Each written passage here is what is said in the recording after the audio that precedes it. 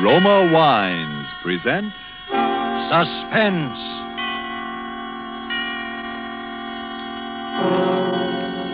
Roma Wines, made in California for enjoyment throughout the world. Salud. Your health, senor. Roma Wines toast the world. The wine for your table is Roma Wine, made in California for enjoyment throughout the world. This is the Man in Black, here to introduce this weekly half hour of Suspense. Tonight from Hollywood, we bring you Mr. Orson Welles.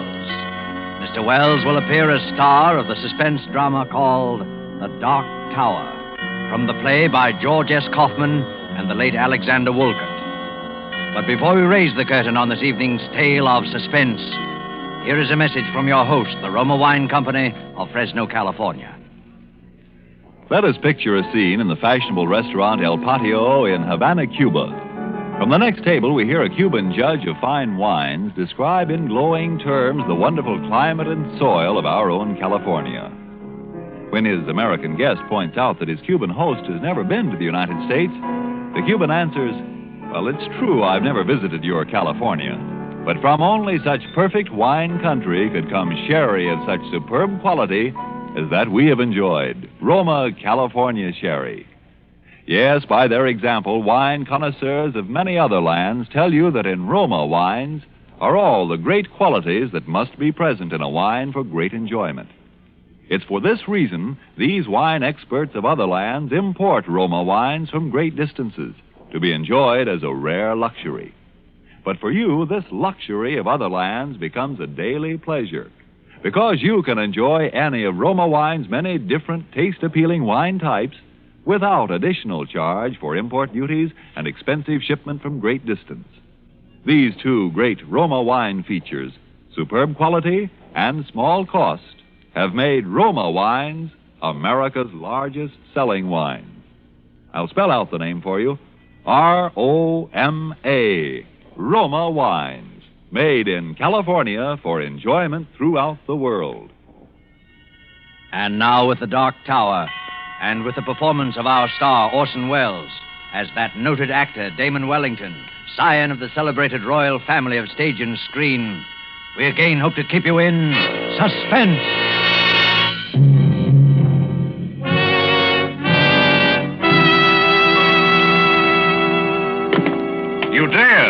You dare call me a ham.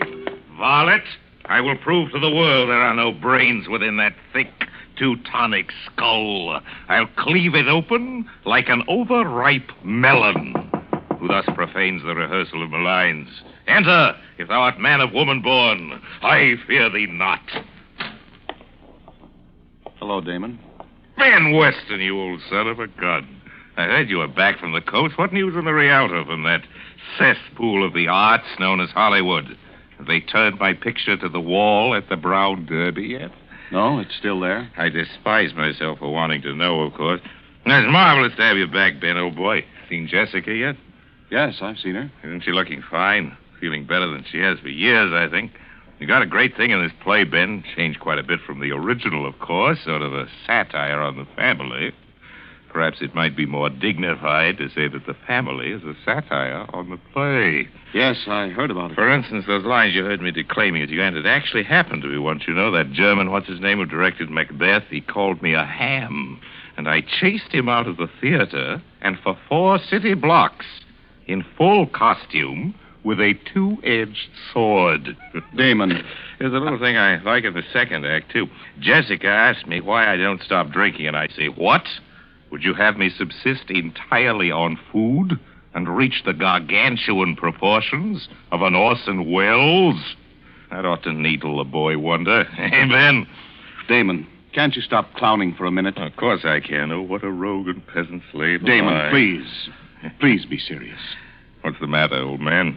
You know as well as I do what's the matter. No, frankly, I can't say that I do. To me, the world looks rather well. Does it? And Jessica feeling better than she has for years. Is she? Well, isn't she? Of course not. How could she be? And why shouldn't she be? Damon, don't you realize there's been a murder? Well, to be sure, so there has, and a good thing, too, if you ask me. What of it? What of it? Can't you see the thing is hanging over this house like a Like a curse? I hadn't noticed anything hanging over this house, profane or otherwise. And what about Jessica? Oh, I suppose it's bound to upset her a little, but she's really in fine shape, Ben. She's going to be marvelous in this play. There's more at stake in this than a play, Damon. The thing has never been solved. Perhaps it never will be. Perhaps that's just as well. But Jessica can't remember, don't you understand, Damon? She can't remember. Well, then, Jessica can't remember. Listen to me, Damon. I wouldn't mind it if it was just that other people thought she might have done it. But they would do that anyway.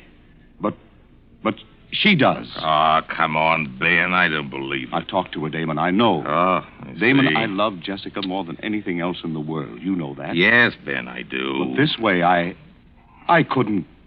You couldn't marry a murderess, huh? I just think it'd be rather exciting. Now that you mention it, I rather wish I had. Instead of some of those I did marry. Damon. I'm sorry. Pretty serious to you, isn't it, old man?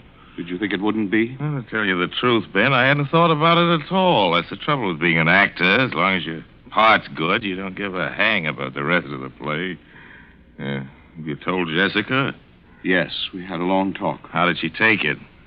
You know Jessica. She carried it off, of course. Ben, you know, in spite of all our histrionic bickering, I'm rather nuts about Jessica myself.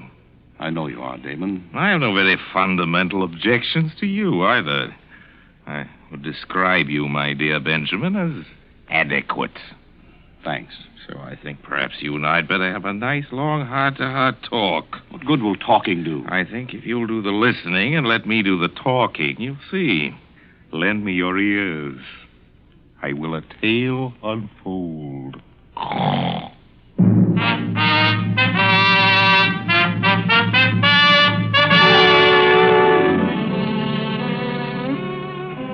Well, Jessica, as you know, had been in a sanitarium for nearly a year. She hadn't been on the stage in more than 2 years. The Dark Tower was to be her first attempt to work again. All that time. I know it isn't the greatest play in the world, but it has a surefire box office appeal. Jessica needed that to get her confidence back. Well, we were just polishing up a few last-minute changes here at the house. David Torrance, the producer, you know, he was there with us. And, of course, there are the usual little differences. And another thing, Damon. When you kick me in the middle of the second act... Where? You know perfectly well where. Is it absolutely essential that you boot me halfway across the stage? What do you want me to do? Pull my punches? That's one of the high spots in the show. It may be a high spot to you, darling, but it's just a black and blue spot to me. Very well. Henceforth, I shall appear for the second act on crutches. You know, Uncle David, that's not a bad idea. Oh, now, Damon, let's be serious. There's a lot of work to do. I'm quite serious. I could throw him at her. You might try throwing me a cue once in a while. The use of having a play if you just make up the lines as you go along. The critics thought my ad-libbing very witty, remember, dear? Oh, Damon, you're such an insufferable ham. A ham? A ham? Me? A ham? Now, children, please. I fail to see why I should permit that little minx to insult me with impunity, David. How dare you speak to me that way? You started it. I did not. You started. You called me a ham. You are ham, ham, ham. Minx, minx, minx! Stop that brawling. But soft. What light through yonder window breaks? It is the east, and Martha is the sun. I quite agree. What? That you're a ham. Gad, I am beset by harpies. David, haven't you any control over these hirelings of yours? Oh, I'm only the producer, my dear Martha. You at least are a member of the family. And you at least can quit. We're terribly sorry, Aunt Martha. We've been a nuisance, I know, and I apologize.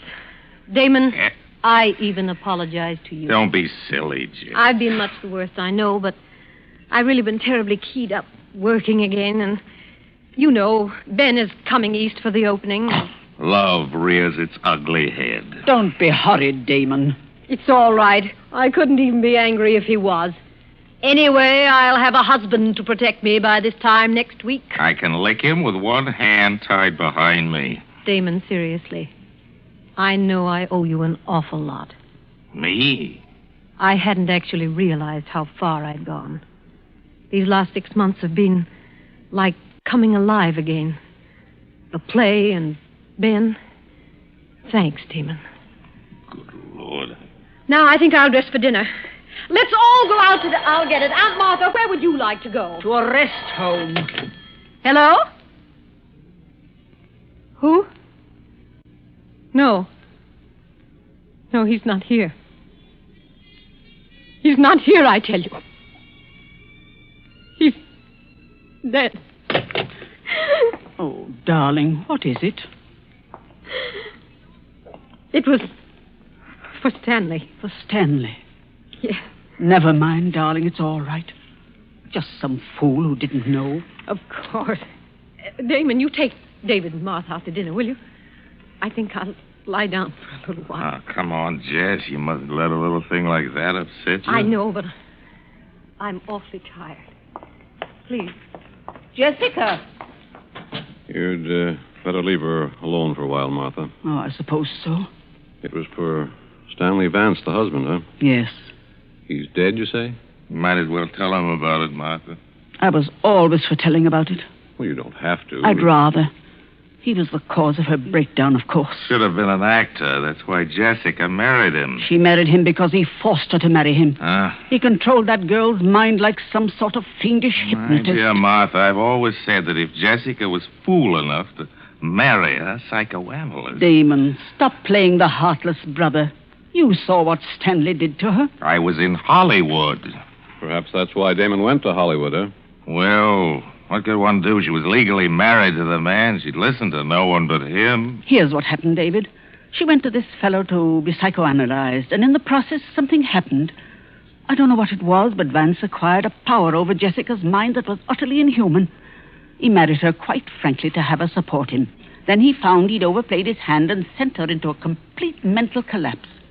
When he found he couldn't snap her out of it, and she was no longer a source of revenue to him, he simply decamped. You say Vance is now dead? We heard the happy news about 6 months ago. Some public benefactor had shot him. I've always meant to look that fella up. From that very day, she began to get better. From the moment she heard the news, it was as though a spell had been lifted. Now she's practically all well. You know, it's odd at that, someone phoning for him after all these months. Probably the sheriff just catching up. Oh, I wonder who that could be. Damon, you don't suppose... I'll go. It may be a peasant with a petition. Good evening. My dear Martha, you are positively psychic.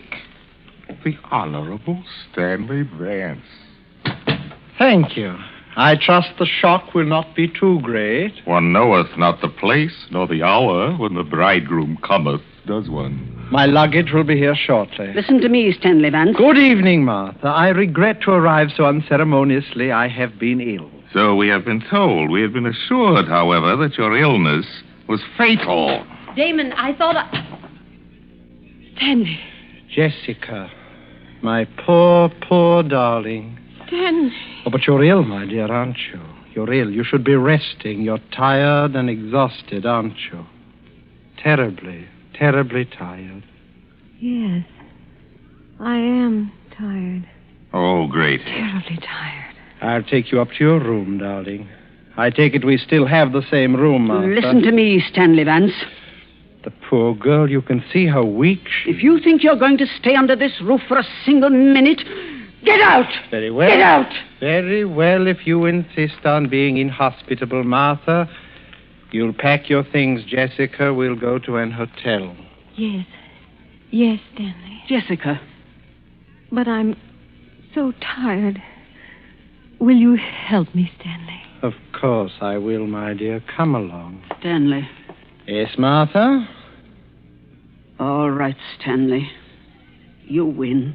You're asking us to avail ourselves of your hospitality, Martha. Yes. You can stay. That's very sweet of you, Martha. Isn't it, darling? Yes. Yes, Stanley. But somehow, someday, there'll be a time of reckoning for you, Stanley Vance.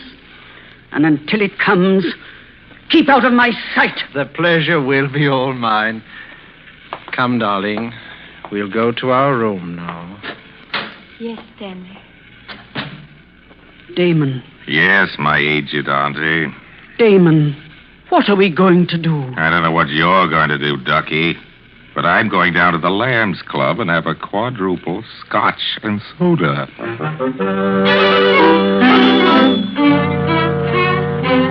You may think it heartless of me, but during the next few days I simply stayed away. I think you'll understand my reasons later.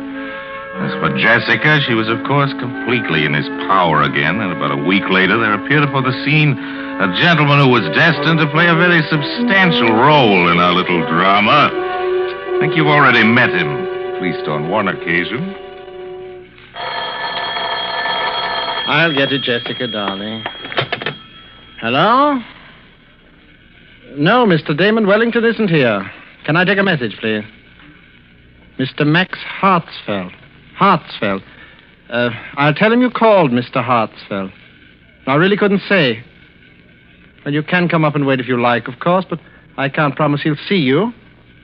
Very well, goodbye. Jessica?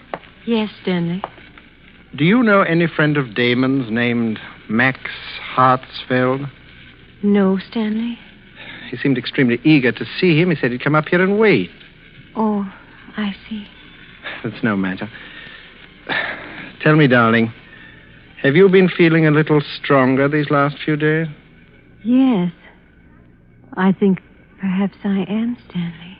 But of course you're not ready to go back on the stage again, are you, darling? No. Of course not, Stanley. Poor darling. No more love, no more. Well, my little lovebirds, how are you two? How are you, Jessica? A little stronger, I think. Am I a little stronger, Stanley? Of course you are, my dear.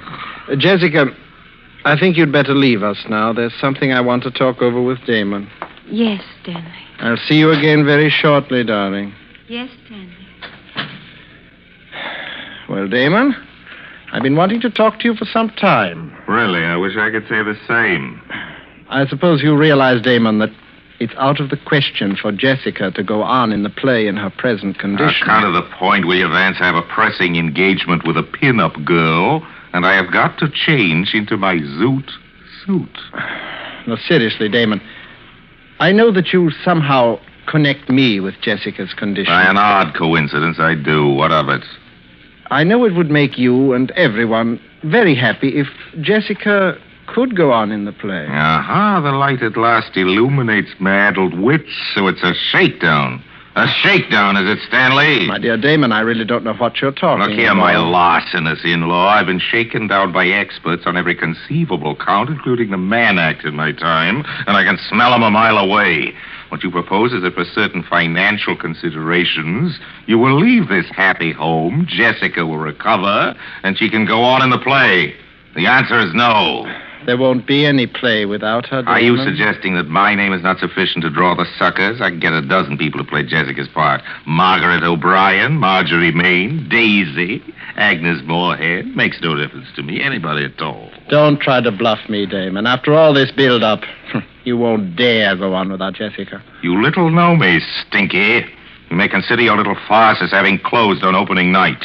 As for Jessica, I'm very much afraid that she's made her bed, and now she'll have to lie in it. There's no cure for her short of murder with yourself as victim, and I do not propose to put my neck in the hangman's noose. Good night. I think you'll see things my way a little later, Damon. By the way, did I have any calls? Oh, yes. Max Hartsfeld called. Said he was coming up here to wait for you. Good heavens, when? He's on his way now, I imagine. Look, tell him I'm out. Will you go on to Hollywood or something? Fellow's been pestering me all week, wants to buy into the show, and I simply don't want to see him. Oh, he wants to buy into the show. Yes, he does not share your lamentable lack of faith in my talent, Stanley, and he's dying to buy into the show. Does he know Jessica won't be able to appear? Of course he does, you idiot. Everybody does. Don't you read the trade papers? And now good night, repulsive. I have other fish to fry. Toodaloo, flat top. Jessica. Oh, Jessica, my dear. I'm coming, Stanley. Tell me, Jessica, The Dark Tower, the play you were going to appear in with Damon, you have an interest in it, don't you? Yes. Yes, I think I do. An equal interest with Damon? With Damon, yes. How much do you suppose that interest is worth, Jessica? $100,000, I think.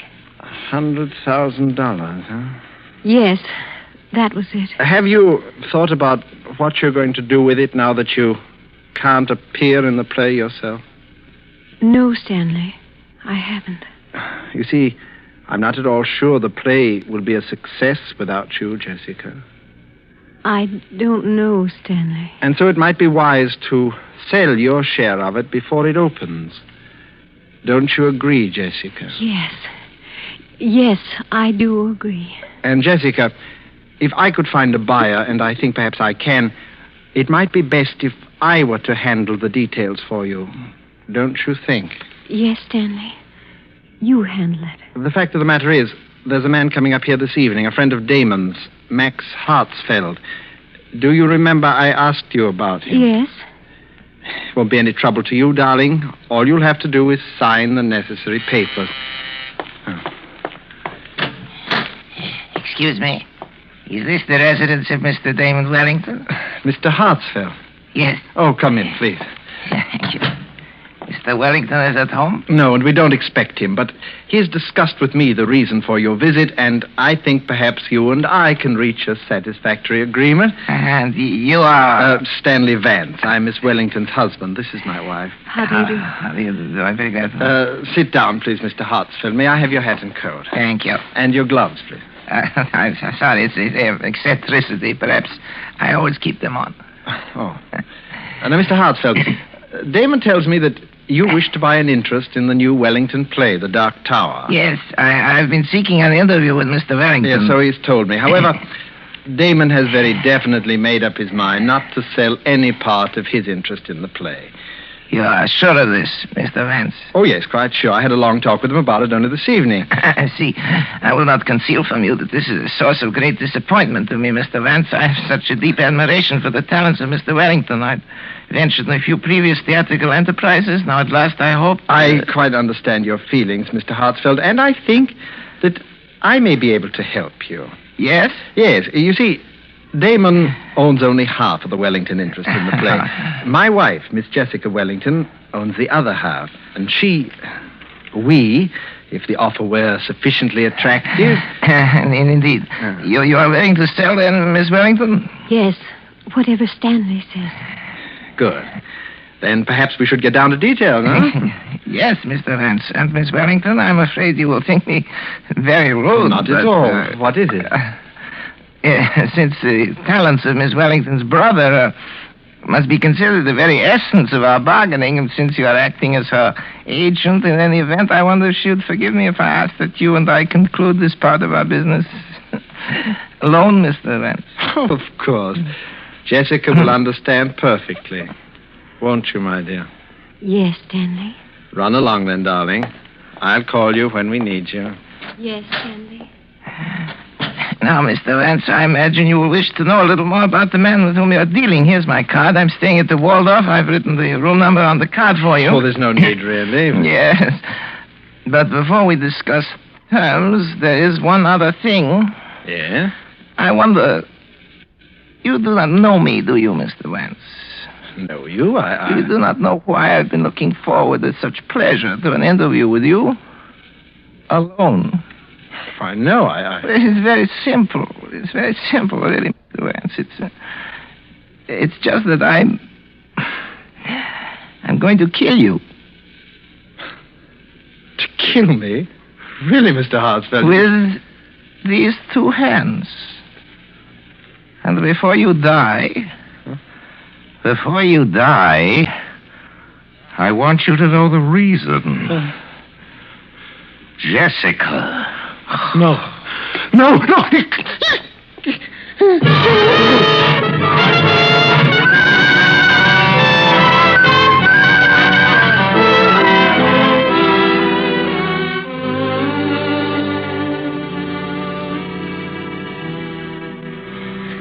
So you see, Ben, there is your murderer, Mr. Max Hartsfeld. And I hope you're duly grateful to him An elusive fellow, Hartsfield. The police have been trying to find him for 2 weeks. They never will. Left no fingerprints, you see. He always kept his gloves on. It's an eccentricity. Damon. An eccentricity. Wait a minute. Do you mean you? My dear Mutton. My dear Muttonhead. Listen, darling, the whole thing's perfectly clear. It's as plain as the putty nose on Max Hartsfield's face. I still can't get it into my head. Benjamin, if you don't know who Max Hartsfield is by now, you are the only person within the sound of my voice who does not. You mean you impersonated... Then it wasn't Jessica. Jessica? She never could have done it. The girl has talent, but no genius. But Damon, murder. Murder, he says. Dear friend, you share with me a guilty secret. Your lips are sealed. Come, in the words of Hamlet, never, so help you mercy. Note that you know aught of me. Swear by my sword. What? Swear! I swear. Well said, old mole. Well, I think that winds up the case, Watson. Jessica will receive by registered post a signed confession by Max Hartsfield, bound in vellum. That should end her worries. You may consider it as my wedding present. It will be a work not without literary merit, although written lefty. I should prefer it to be published posthumously. I look forward to a long and brilliant career in the theater. I should not care to terminate it abruptly upon so paltry a characterization as the late Max Hartsfield. Music. Curtain.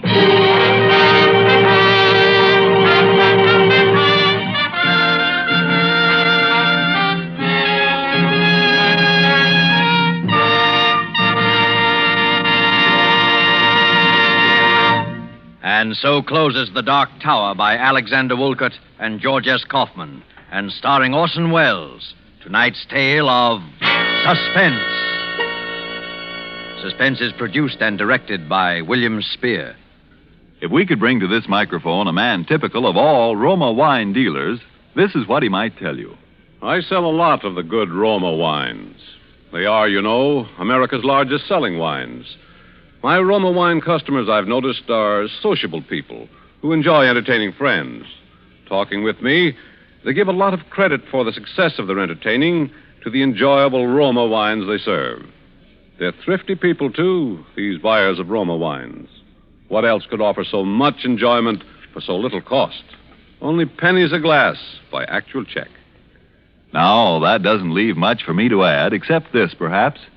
If you are not already one of the millions enjoying Roma wines regularly, make your own taste test of any of Roma wine's many different taste-delighting California wine types, such as the delicious tangy Roma Sherry, or the hearty Roma Burgundy, or the sweeter, heavier Roma Port, and discover for yourself why Roma wines are winning international praise, voiced in this phrase: Roma wines are truly magnificent.